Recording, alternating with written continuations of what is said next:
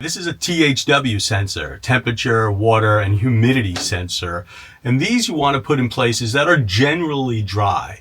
And you want to, if you want to be able to detect water intrusion or humidity and temperature, some people put these in refrigerators on their boats. I don't have a refrigerator, but I want to detect excessive humidity and certainly water that would intrude into the cabin of my boat. So I'm going to install one of these where, very similar to the high water sensor in the bilges, this has a water sensor as well, and I'm going to have that go kind of to the hull, you know, the bilge area that's toward the bow of the boat here, underneath my cushions and some of the hatches down here. I'm just going to keep this there because, you know, you never know if water gets somehow into the front areas of your boat. You know, this is going to give you that alert. So very easy to install. You know, really all you're doing is adding a device to the main hub, and you know, you scan the QR code and it detects that the device is on and it links up to it, and then it shows up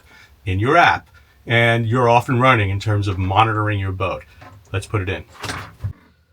Okay, I'm in the bow of the boat here in the cabin, and you can see that that's the flooring, and there's a access port to get to the bilge area there forward. And you know, if water ever gets in there, that's a problem. It's an indication that something is wrong, and it's a great place for a water sensor. So here's the Overseas water sensor that's connected to the module itself for the temperature, humidity, and water sensor.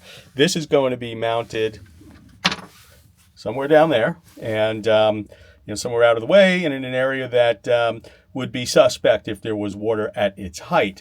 And then the unit itself is going to be mounted on this wall in here.